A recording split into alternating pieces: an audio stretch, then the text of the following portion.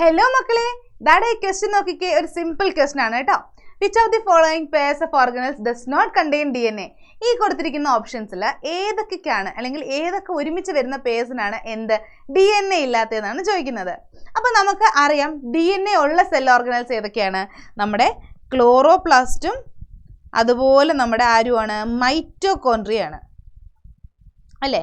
അപ്പോൾ ഇവർക്ക് എന്താണുള്ളത്? ഇവർക്ക് സ്വന്തമായിട്ടുള്ളത് സർക്കുലർ DNA അല്ലേ, ഒരു സിംഗിൾ സർക്കുലർ DNA ഉണ്ട്. അത് മാത്രമാണ് അവർക്കുള്ളത് അല്ല, അതിൻ്റെ കൂട്ടത്തിൽ DNA കൂട്ടത്തിൽ അവർക്ക് എന്തുണ്ട്? റൈബോസോംസും ഉണ്ട് കേട്ടോ. റൈബോസോംസും ഉണ്ട്. എന്ത് റൈബോസോംസ് ആടാ? 70S ടൈപ്സ് റൈബോസോംസ് ആണ് കേട്ടോ ഉള്ളത്. അപ്പം നോക്കിയേ, ഈ രണ്ട് cell organelles chloroplast and mitochondria അവർക്ക് RNAയും റൈബോസോംസും ഉള്ളത് കൊണ്ട് തന്നെ they can prepare some of the proteins that they require on themselves. So they are called as semi autonomous organelles അല്ലേ. അവർ സെമി ഓട്ടോണോമസ് ഓർഗനൽസ് എന്ന് വിളിക്കും.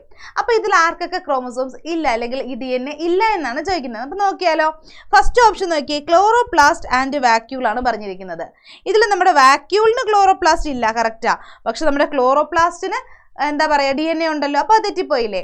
അപ്പോൾ രണ്ടാമത് നോക്കിയടാ, ലൈസോസോംസ് ആൻഡ് വാക്യൂൾസ്. നമ്മുടെ ലൈസോസോംസിനുണ്ടോ DNA ഉണ്ടോ? ഇല്ല. നമ്മുടെ വാക്യൂൾസിന് DNA ഉണ്ടോ? ഇല്ല. അപ്പോൾ അവർ രണ്ടുപേരും ഓക്കെ അല്ലേ. അത് നോക്കി, ന്യൂക്ലിയർ എൻവലപ്പ് ആൻഡ് മൈറ്റോകോൺട്രിയ. നമ്മുടെ ന്യൂക്ലിയർ എൻവലപ്പിൻ്റെ അകത്ത് എന്താണ് ശരിക്കും ഉള്ളത്? നമ്മുടെ ക്രോമസോംസ് ആയിരിക്കും ഉള്ളത് അല്ലേ, അതിൽ DNA ആയിരിക്കും ഉള്ളത് അല്ലേ.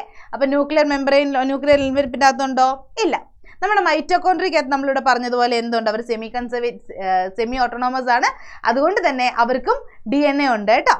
അപ്പോൾ നോക്കിയാൽ മൈറ്റോകോൺട്രിയ ഇവിടെ വന്നപ്പം മൈറ്റോകോൺട്രിയ പോയില്ലേ. അപ്പോൾ അതേ ലൈസോസോംസിന് ഇല്ല, അത് കറക്റ്റായിരുന്നു. അപ്പോൾ ഇതിൽ ഏത് പേരിനാണ് DNA ഇല്ലാത്തതെന്നാണ് ചോദിച്ചിരിക്കുന്നത് അല്ലേ. അപ്പോൾ ഏതാ മക്കളെ ആൻസർ ആയിട്ട് വരുന്നത്? ഓപ്ഷൻ ബി അല്ലേ. So I hope you understood this. Okay, by.